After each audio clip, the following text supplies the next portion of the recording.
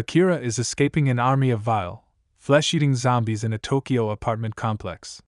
However, rather than being afraid for his life, Akira is more concerned about making it to the workplace on time. With Akira's first employment a year ago, everything began. Akira is still optimistic and full of ambitions when he joins an advertising firm. His co-workers embrace him with open arms and even give him a little welcome dinner at a restaurant. Akira then develops feelings for his senior co-worker Otori, leading him to believe that this may be the ideal place to work ever. But when he has to work 2 consecutive all-nighters on the first day and must return home looking virtually like a living corpse, his fantasy is immediately dashed. After then, Akira's predicament just becomes worse and worse.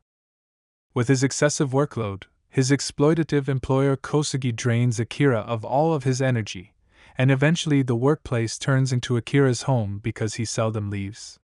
Since he needs the money, he can't even consider resigning, and Akira gradually loses his free will as a result of the poisonous environment at work.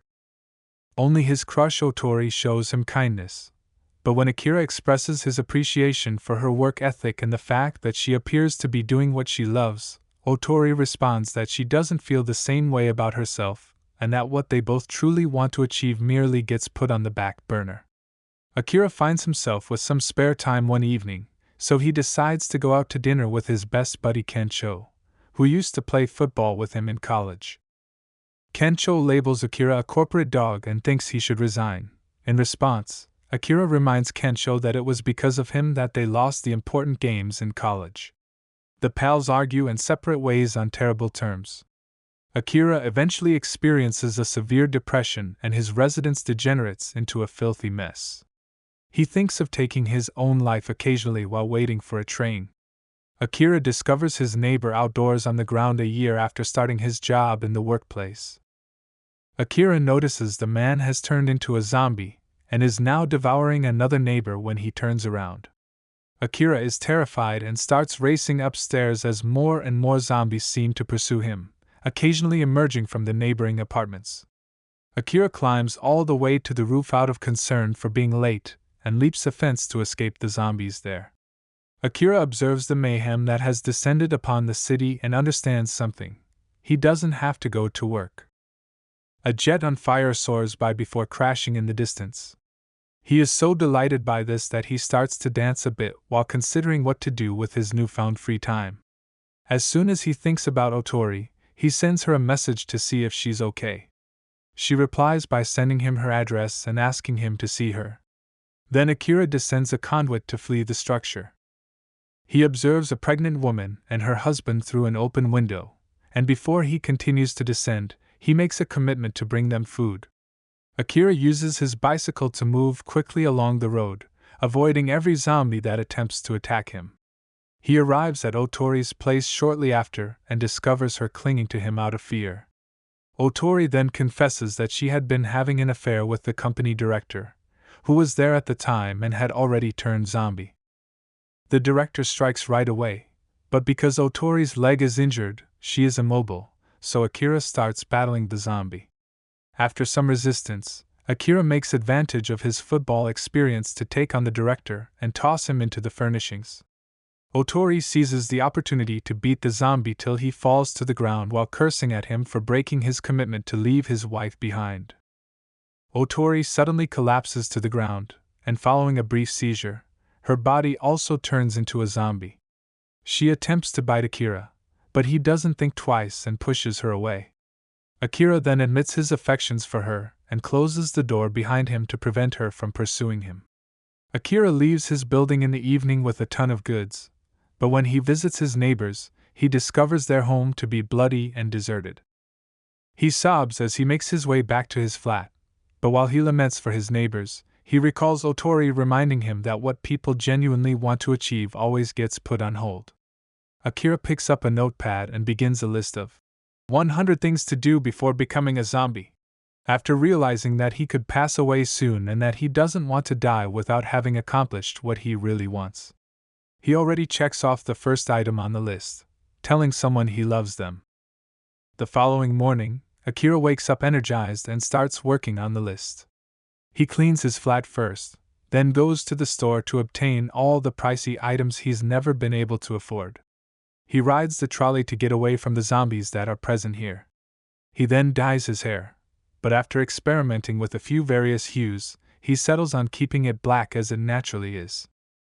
Additionally, he grabs a bike and rides it at top speed across the city while painting his own image on the side of a building. He sets off a number of fireworks in the evening to commemorate his new existence adjacent to the Tokyo Tower. Days go by while Akira keeps thinking of items on the list. On the 6th day, he ignores the zombies on the other side of the fence and hosts a barbecue on the top of his building. He runs out of spices just as he's ready to eat his steak, so he rushes to the store to get some. A figure wearing a helmet appears out of nowhere and begins to beat him up until Akira points out that the man is not a zombie. Then, when the helmet is removed, Akira is astounded to discover Shizuka, a stunning woman. They are conversing when they hear a man outside calling for assistance. Akira rushes outside and attempts tossing objects at the zombie pursuing the guy, but it is ineffective. As the zombie approaches the marketplace, Shizuka starts to battle him while showcasing his incredible talents. She just throws a little alarm gadget in the direction of the second zombie to keep him away, demonstrating that zombies are drawn to sound. Shizuka declines Akira's invitation to remain with him, telling him that his drive to protect people will only draw danger. Akira is impressed and asks Shizuka to stay with him. After then, Akira leaves and goes back to his flat, where he worries about his friend after looking at photos from his time in college. Kencho, who is still a person but is in danger, is called when he decides to add something to the list. He is trapped inside a hotel room since the zombies have taken over the hallways, and the female he had tied up to perform the deed is also infected. Akira swears to save him, and after taking off his old football outfit, he sets off on his bike while riding very quickly through the streets while evading zombies. Akira loses some zombies with a quick spin after they attempted to cling onto the rear wheel. Kencho tries to exit the room in the meanwhile, but as soon as he does, a horde of zombies chases after him. He hurries inside, but as soon as he hears the zombies shut the door, memories of the day he blew the big game send him into a collapse. When Akira returns, he discovers that the hotel's street is overrun with zombies. As a result, he tosses a speaker on the ground and turns on the music, which attracts all of the zombies to it. Akira then applies his football experience once more to avoid and jump over any zombies that are still around, even shoving a couple of them away. He manages to go inside the hotel and defeats another zombie before looking for Kencho after climbing on the roof of a few vehicles. Kencho suddenly notices that the room is quiet and opens the door to see that the hallway is deserted. Before more zombies pursue them, Akira arrives and the two friends make amends to one another. The boys manage to ultimately escape by running to the roof, blocking the door with a ladder. As they have an incredible lunch while hiding at a posh restaurant, Kencho discovers the list. He learns that the final thing is making up with my best friend, and expresses his gratitude to Akira for keeping everyone safe. Akira has the notion to become a superhero to save people from the zombies as a result of this, but Kencho points out that Akira lacks superhuman abilities. Later, when Kencho discovers on the news that Tokyo is turning into hell on Earth, he advises them to flee.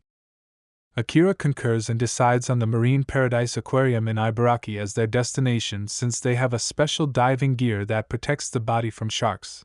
As it also protects the body from zombies, it should protect Akira from them. They then visit a market to buy supplies, but while they do so, they notice several people fleeing from the zombies. Sadly, the most of them are slain, but Akira is able to attract the attention of 3 people, a bus driver, 2 flight attendants, and Shizuka, whose abilities can't shield her from such a large horde. A zombie's hand is sliced as the group rushes into the store and pulls down the shutter. Everyone thanks the rescuers for coming to their aid, but the bus driver covers his bitten hand. Then they get a lot of things and eat a quick meal while drinking a lot. Have a drink with a flight attendant is on Akira's bucket list, but when he attempts to flirt with one, they choose Kencho over him. Akira tries to talk to Shizuka, who observes he cut his palm with the shutter, while both ladies go with Kencho to engage in some inappropriate behavior in private. She takes care of it right away and reveals that she had pursued studies to become a doctor. The bus driver then changes into a zombie and begins pursuing Akira and Shizuka. He chooses to pursue the group, nevertheless, after hearing them enjoying fun. The driver is able to bite one of the females after catching them off guard from behind. The driver just turns to her companion and bites her as she attempts to assist the woman. The driver then starts after Kensho, and when Akira offers to assist him, Shizuka chooses to leave them behind because she can survive better on her own. Shizuka discovers a radio, though, and uses it to divert the zombie, allowing Akira to save Kensho. Shizuka tries to open the door while the driver is still talking on the radio, but she is unable to do it by herself, and the zombified females soon locate her.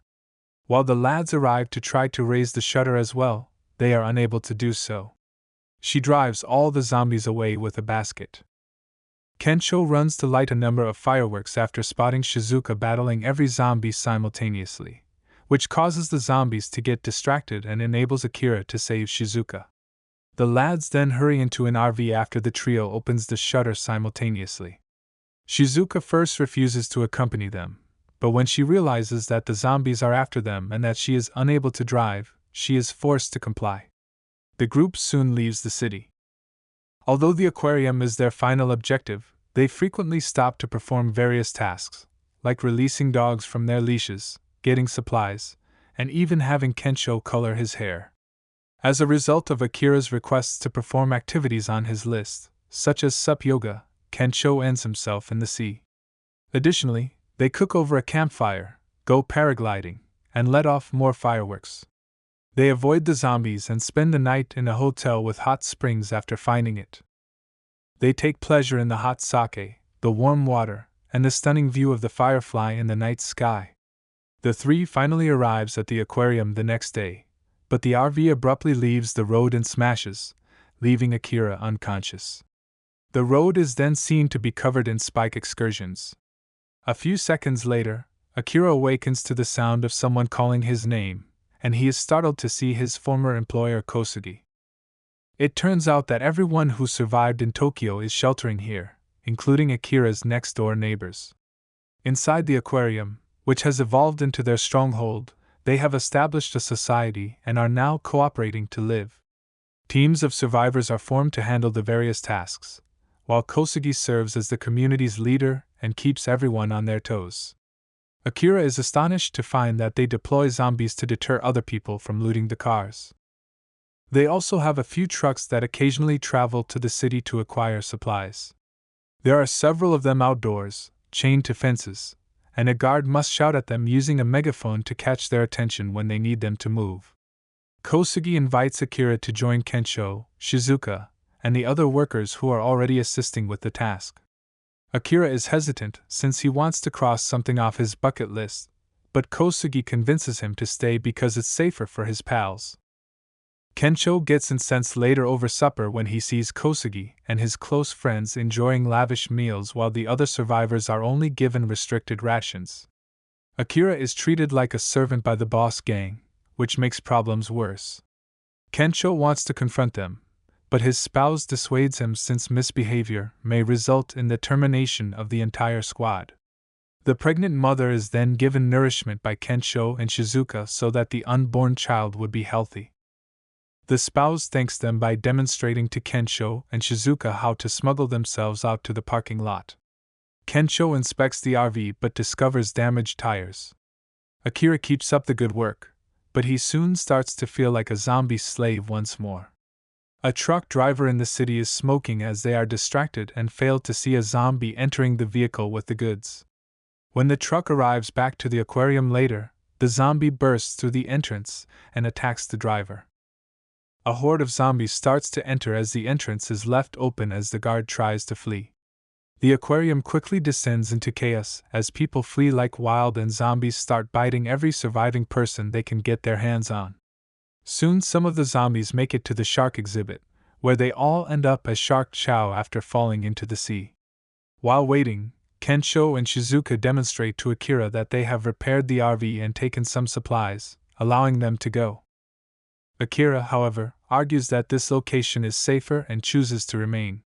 Shizuka discovers the bucket list as Akira returns inside, and after looking over all the things they've accomplished together, she sees that becoming a superhero hasn't yet been marked out.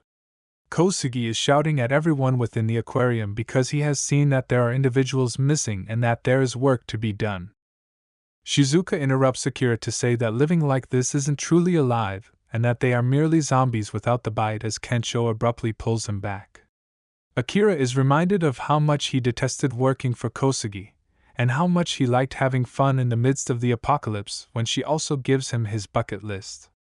Kosugi abruptly takes the list and drops it to tread on it, causing Akira to finally respond.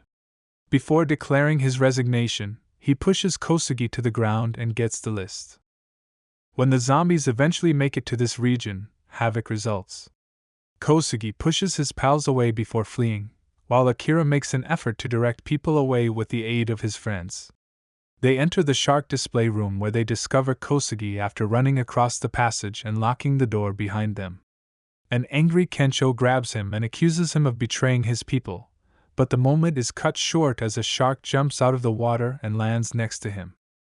Shizuka reassures them that they need not fear because sharks cannot move on land. However, the shark abruptly releases all of the zombie's legs, allowing him to move around on the ground. The gang tries to retreat down the hallway, but the shark blocks them by tearing a hole in the wall. Kosugi chooses to hide as everyone starts running once again, and Akira finds a door and brings everyone inside before shutting it. Kosugi tries to slip out of the room while the shark beats on the door, but his commotion attracts the shark's attention. Akira notices Kosugi is absent and declares his desire to assist him at the same moment, which prompts Kensho to remark that Kosugi is deserving of what he receives. Akira, however, doesn't want anyone to pass away while in his care. Kensho reveals that a special diving gear is present in the room to assist his friend instead of trying to stop him. Kosugi stumbles while sprinting down the hallway in the meanwhile. Akira appears in his new superhero outfit just as the shark is ready to attack him and kicks the animal, only for the reptile to leap on him and launch an attack. Kosugi doesn't assist Akira while he grips onto the shark's jaws. Instead, he flees. Fortunately, Kensho arrives on a forklift, so Akira moves aside to make room for him. After a brief tussle, Kensho sees the forklift is not doing any harm to the shark and chooses to go. When Akira arrives to the shark display, he discovers Kosugi encircled by zombies and rushes in to engage them. He is able to take down a couple of them, but there are too many of them, and soon he is surrounded. He is able to take down a couple of them, but there are too many of them, and soon he is surrounded. Although they can't damage the unique suit, the zombies start biting him, which hurts Akira. As Kensho runs away from the shark in the hallway, he notices the gap in the wall and chooses to leap over it to reach the exhibit. The shark attempts to catch up with him but is too large and falls into the gap. Shizuka, who has brought 2 megaphones to occupy the undead, starts to blast music out of the blue. She dodges the oncoming swarm with swift and graceful movements, and as she reaches the tank's edge, she tosses the megaphones behind her. All of the zombies follow the commotion as a result and plunge into the water. When Kosugi tries to join the group after the reunion, the shark ultimately manages to free itself and drives the boss away. The shark tries to strike when Akira runs to check on him, but Akira uses a piece of pipe to hold its jaws closed. The shark, however, is more powerful than the pipe and nevertheless shuts its jaws, snatching Akira's hand. Shizuka runs to get a lantern to acquire its batteries as the shark starts whipping Akira about, saying that sharks have a very sensitive instrument for sensing their prey in their skulls and that a bolt of electricity might kill it. Kensho takes the batteries after Shizuka has taped the batteries together and concentrates to make a better pass this time after recalling his botched college football pass. Just as the shark turns to face Kensho and strikes him hard, the batteries are flung with all of Kensho's power and fall safely on Akira's hands. Furious, Akira leaps to hit the shark in the nose, sending a shock through its body that effectively kills him. He is holding the batteries in his fist. Following that, Akira and Shizuka dash to see how Kensho is doing, who turns out to be alright. A little while later, All of the survivors have divided up the supplies and are preparing to depart the aquarium.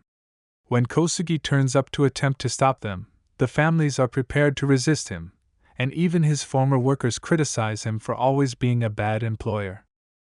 Everyone believes that Akira would have been a better leader, and they are now prepared to quit so they may live normal lives rather than labor like zombies.